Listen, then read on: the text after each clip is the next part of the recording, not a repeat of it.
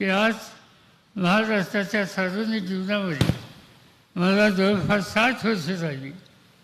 55 वर्षाच्या पेक्षा जास्त वर्ष विधानसभा, लोकसभा किंवा राज्यसभेमध्ये मला तुम्ही संधी दिली.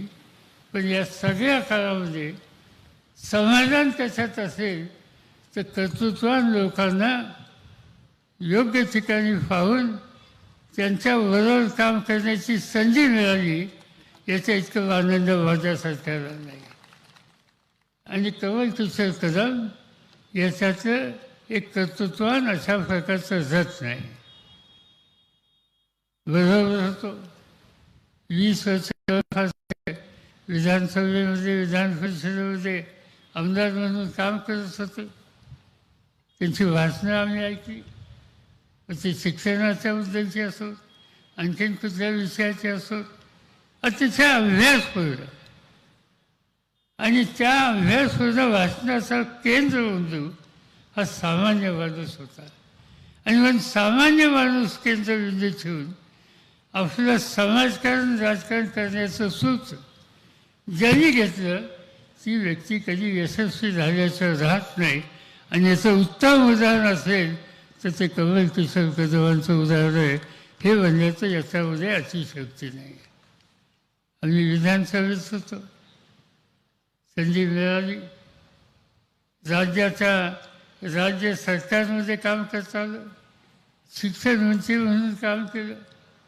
अतिशय अभ्यासू शिक्षण मंत्री म्हणून त्यांचा नावलौकिक होता. त्या कालखंडामध्ये एक देशाचे ज्ञानाच्या संबंधी, शिक्षणाच्या संबंधी अतिशय ज्यांचं कर्तृत्व आंतरराष्ट्रीय पातळीवर मानले गेलेलं होतं, असे एक शिक्षणतज्ञ होते. त्यांचं नाव डॉक्टर जयश्री नाईक आणि त्यांच्या पत्नी डॉक्टर चित्रा नाईक किंवा शिक्षण खात्याच्या संचालिका होत्या. आणि अशा सगळ्या लोकांच्यावर काम करण्याची संधी कमल कदमांना मिळाली. आंतरराष्ट्रीय पातळीवर ज्या अधिकाऱ्यांचा नावलौकिक आहे, त्या नावलौकिक असलेल्या अधिकाऱ्यांनी अनेक वेळा मला सांगितलं की या राज्याच्या शिक्षणाला योग्य दिशा द्यायला योग्य माणसाची निवड मंत्रिमंडळामध्ये तुम्ही केली, याचा इतका आनंद आम्हाला कामाचा कुठला नाही. ही भूमिका ज्ञानी लोकांनी, जाणकार शिक्षण तज्ज्ञांनी कमलबाबूंच्यासाठी व्यक्त केली होती. त्यांचा दृष्टिकोन हा विधायक होता. आणि त्यांनी आत्ताच सांगितलं की शैक्षणिक संस्था उभी करायचं हे ध्यान त्यांच्यात होतं. राजकारण करतो, पण त्या राजकारणात काय मिळवायचं? मिळवायचं हेच की ज्या परिसरामध्ये, ज्या राज्यात आपण राहतो त्याची नवी पिढी कशी उभी करता येईल. आणि ही नवी पिढी उभी करण्याचं काम कमलबाबूंनी आपल्या खांद्यावर घेतलं. त्यांनी आत्ताच सांगितलं, कॉलेज काढायला निघाले. दादांनी नवीन पॉलिसी काढली होती. ती पॉलिसी त्यांनी स्वीकारली आणि कॉलेज काढायला निघाल्याच्या नंतर मला फोन करून सांगितलं. त्यांना सांगितलं, मी आत्ता सांगितल्याप्रमाणे भेटायला या. गेलो आम्ही बँकेमध्ये. पत्रधन म्हणून बँकेचे काय मॅनेजिंग डायरेक्टर चेअरमन होते. आणि त्यांना सांगितलं की असं असं आहे, शैक्षणिक संस्था करायची, काही मदत करावं लागेल, कर्ज द्यावं लागेल. त्यांनी विचारलं गॅरंटीचं काय? मी कमलबाबूंना बाजूला घेतलं आणि त्यांना विचारलं काय गॅरंटीचं बोललं. त्यांनी माझ्या खिशात 50 रुपये आहेत आणि इंजिनिअरिंग करायचं. पण सुदैवानं ते जे होते ग्रस्त बँकेचे वरिष्ठ अधिकारी, त्यांना सांगितलं की संस्था उत्तम करतील, चालवतील याचा माझ्या मनात शंका नाही. आणि गॅरंटीच हवी असेल तर माझी गॅरंटी, गरज असेल तर बारामतीमध्ये वाचलीत मला काही जमीन आलेली आहे, त्याची गॅरंटी द्यायला तयार आहे. ताबडतोब तेवढे असं काय बोलत आहे, तुम्ही आला काही करण्याच्यासाठी त्यांना घेऊन आलात, प्रश्न नाही. चहाचा कप तुमच्या पुढचा संस्थेपर्यंत गॅरंटी चौफत येईल. आणि आत्ताच कमलबाबूंनी जे सांगितलं त्याप्रमाणे अक्षरशः 10 मिनिटाची गॅरंटी मिळाली. आणि ती गॅरंटी मिळाल्याच्या नंतर जो प्रवास यांनी सुरू केला तो अजूनही थांबलेला नाही. मी अनेक शैक्षणिक संस्थेत काम करतो. रयत शिक्षण संस्थेसाठी मोठी संस्था की तिथं 4 लाख विद्यार्थी आहेत. कर्मवीर भाऊराव पाटलांनी काढलेली संस्था. तिथं गेले 30-35 वर्ष मी काम करतो आहे. मी त्याचा अध्यक्षही आहे. अशा अनेक संस्था आहेत ज्या ठिकाणी माझंही काम असतं. पण संस्था कशी चालवावी, तिची उभारणी कशी करावी, विषयांची निवड कशी करावी आणि कर्तृत्वान असलेल्या विद्यार्थ्यांच्यामध्ये काही कमतरता असली तर त्या कमतरतेचा विचार न करता ती विद्यार्थ्यांची फळी फुलं कशी न्यावी हे जर महाराष्ट्रात बघायचं असेल तर कमल किशोर कर्वांनी आणि बाबूरावांनी चालवलेल्या संस्थेत तुम्ही जा.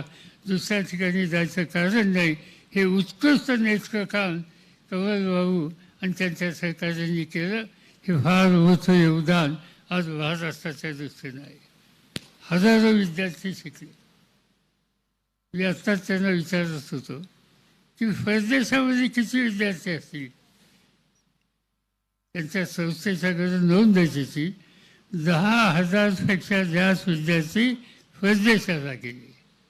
एकदा कधीतरी कमल बाबू आणि मी इंग्लंडला आणि अमेरिकेला गेलो.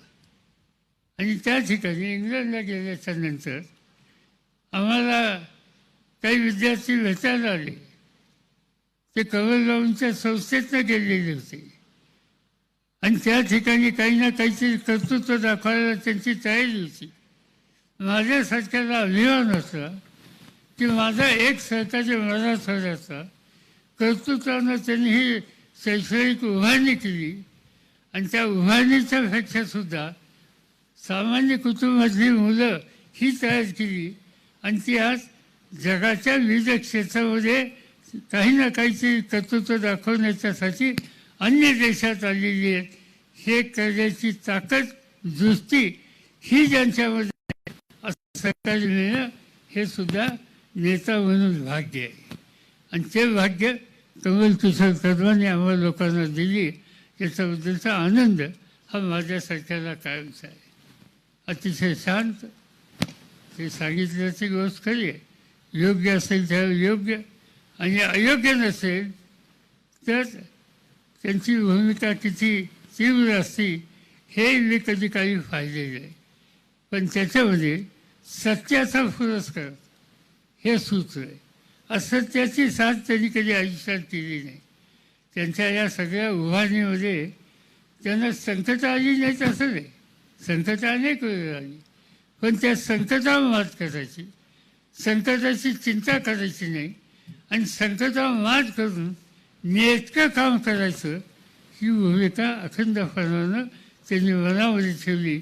आणि आनंद एका गोष्टीचा आहे की या त्यांच्या कामाला साथ द्यायला त्यांच्या कुटुंबातल्या सगळ्या सहकार्यांनी आणि त्यांच्या संस्थेत काम करणाऱ्या त्यांच्या सगळ्या जोडीदारांनी अखंडपणाने केलं. त्यावरच आज एमजीएमचं नाव हे सवन देशात आणि देशाच्या बाहेर केलेलं आहे. मी सांगितलं की एक काळ असा होता की ज्ञान आणि याचा मागचा हा पुण्या मुंबईमध्ये होता. मी पुण्या मुंबईतल्या सगळ्या शैक्षणिक संस्था बघत असतो, बघितल्या. पण गुणवत्तेच्या दृष्टीनं, नेटकेपणाच्या दृष्टीनं जर उत्तम संस्था कुठे बघायची आहे हा जर प्रश्न मला विचारला तर मी पुण्या मुंबईचं नाव सांगणार नाही. औरंगाबादला जा आणि एमजीएमचं काम त्या ठिकाणी बघा, त्या ठिकाणची उभारणी बघा, त्या ठिकाणी उद्याचा विचार लक्षामध्ये घेऊन ज्याची सुविधा देण्याच्या संबंधीची कामगिरी केली ते सगळं पहा. तुम्हाला निश्चित तुमच्या ज्ञानामध्ये भर पडेल. असं कर्तृत्वाचं काम हे कमलबाबू आणि त्यांच्या सहकार्याने केलं. याचा आनंद तुम्हाला मला सगळ्यांना आहे. आज ते 75 वर्षात अमृत महोत्सवात पोचलेत. माझी खात्री आहे की ते आणखी अनेक वर्ष काम त्या ठिकाणी चांगलं करतील. मगाशी जयंतराव पाटील या ठिकाणी बोलले आणि त्यांनी काही या भागाच्या पाण्याच्या प्रश्नाच्या बद्दलचे विचार मांडले, पण अनेकांना हे माहिती नाही. जायकवाडी हे या देशातलं, या राज्याचं अत्यंत महत्त्वाचं धरण आहे. मराठवाड्याचा चेहरा बदलण्यासाठी जायकवाडीचं योगदान हे कधी आपण विसरू शकत नाही. पण हे जायकवाडी काही एका दिवसात येत नाही. त्याला अनेकांचे हात लागलेले असतात, अनेकांचा घाम लागलेला असतो. त्यामधून ही धरणं उभी राहतात आणि तुमच्या माझं सगळ्यांचं सेवा हे नीटनेटकं करतात. ही जायकवाडी. कमलबाबू इंजिनियर झाल्याच्या नंतर कुठे गेले तर जायकवाडीमध्ये या फार्मंदारी खात्यामध्ये डेप्युटी इंजिनियर म्हणून सरकारी नोकरी त्यांनी केली. फार लोकांना माहिती नाही. आज या जायकवाडीच्यामुळं मराठवाड्यातल्या अनेक जिल्ह्याचं चित्र बदलत आहे.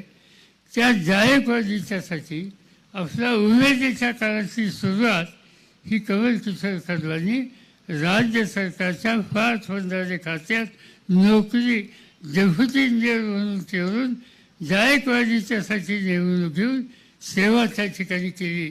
त्याचा लाभ आज या ठिकाणी आपल्याला सगळ्यांना मिळतो. आणि म्हणून जिथं कष्ट करायचे असतील तिथं कष्ट करायचे, जिथं कर्तृत्व दाखवायचं असेल तिथं कर्तृत्व दाखवायचं, जिथं भवितव्याचा पिढीचा विचार करायचा असेल तर त्यासंबंधीचं ज्ञान संपादन करून उत्तम दर्जाची पिढी कशी तयार याची खबरदारी घ्यायची. या सगळ्या प्रकारामध्ये आज कमलकिशोर कदम 100% पास होतात आणि त्यामुळंच एवढ्या प्रचंड संख्येनं आपण सगळेजण या ठिकाणी आलात. तुम्हा सगळ्यांना मी धन्यवाद देतो.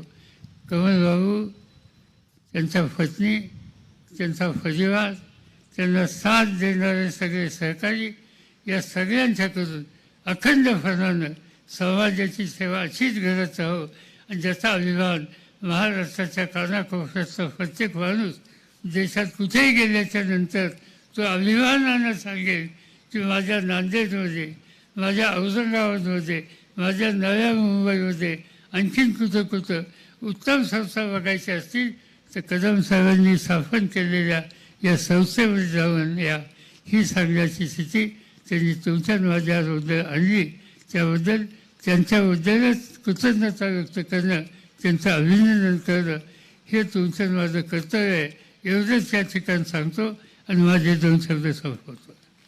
हमेला ख़वातीन और औरतों के दिगर अमराज, बांझपन के इलाज के लिए फैमिली प्लानिंग की मशवरात के लिए बेहतरीन आलात की सहूलत में नॉर्मल और ऑपरेशन से बच्चों की पैदाइश के लिए और ज़चगी के साथ साथ औरतों के दिगर अमराज के इलाज के लिए खुसूसी नज़्म केरला के मल्टी स्पेशलिटी और गवर्नमेंट हॉस्पिटल के तजुर्बेकार डॉक्टर खान सारा नुदरत, मावीन maternity and nursing home, Chawalwala complex, SBI bank के ऊपर, देगलू नाका, नांदेड़। अस्सलाम वालेकुम, मैं इमरान खान। हमें उम्मीद है कि आपको हमारा चैनल अच्छा लगता होगा। लेटेस्ट न्यूज़ के लिए देखते रहिए नांदेड़ उर्दू न्यूज़, और न्यूज़ के पसंद आने पर लाइक, शेयर और सब्सक्राइब करना ना भूलें।